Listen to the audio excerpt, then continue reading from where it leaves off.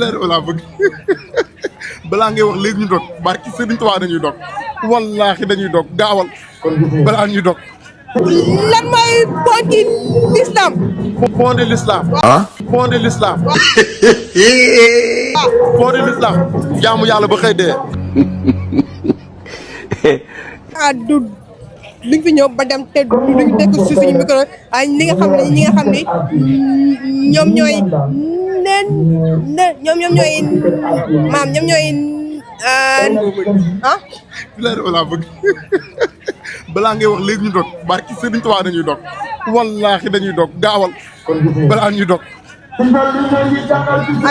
nga xam ne ñoom ñooy maam ñoom ñoo te lii tax ñu tax te tey lii lépp te daan am Zimo lii naa luy naa. maa ngi lay sant dama laa yërëm bilaay maa ngi lay sant maa yaa ngi si jàmm. mais Zimo fekkee te da nga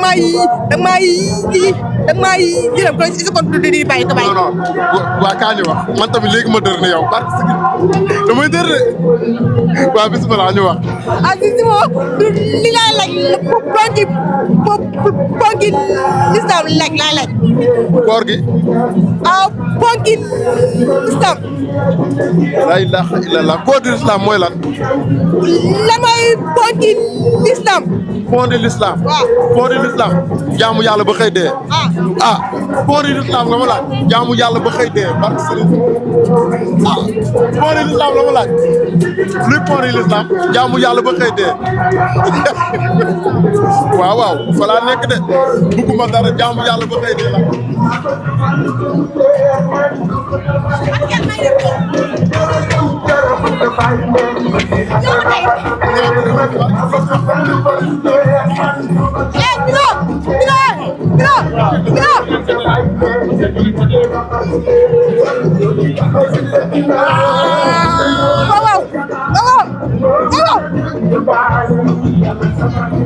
yaa man cum waaw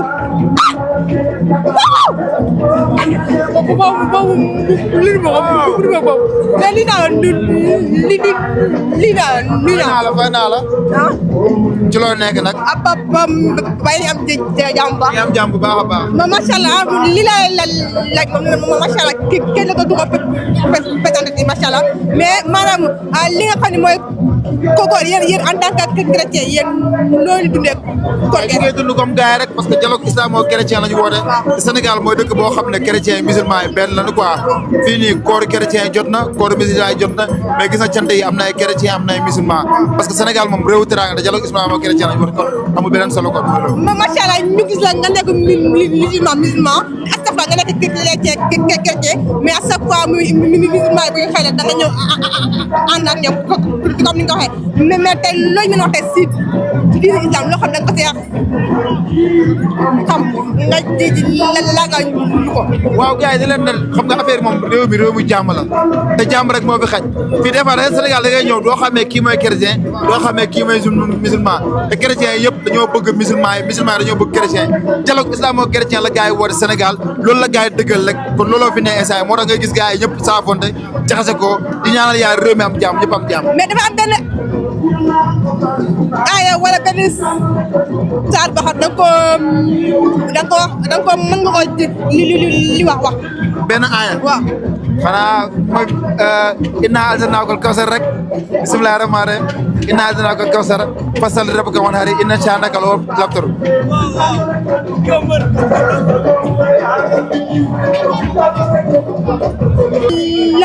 la voix des sans-voix la voix du peuple. loolu wal foofu moom sans des voix bu ma jaxase ak la voix du peuple. la voix du peuple macha allah benn question la laaj jàpp ñaar jàpp trois lan mooy ponki l'islam. ponki l'islam de juróom la. waaw. bi ci njëkk mooy shahadatu an laa ilaaha illallah. wa shahadu anna muhammad rasulullah. wa iqaamu salaat. wa atu zakat. wa sawmu ramadan. wa xajjul bayt. waaw loolu moom mooy li nga xam ne si mooy ponk islam. la mooy fa tey jàpp ñaata la. faratay njàpp moom buñ ko limee moom bëri na moom. parce que su fekkee da nga ñëw dugg si biir faratay njàpp. li ngay lim dina bëri loolu. ndax am na ñoo xamante ne si juróom-ñaar lañ ko àttee. am na ñoo xamante ne si dañuy ëppal juróom-ñaar. waaw loolu ça dépend ci gars yi. la mooy faratay julli. faratay julli. waaw julli li ci nekk ay farata moom mën nañ ko considérer ba 14 jëm kaw. waaw ça dépend rek. ak fi laay yem ak yow moom au moins moom muy jàng na moom bu dee nag tiktokeur yi la ma xam ñoo xam lii laa leen indi loon dinañ jox dig daje ba beneen yoon incha allah.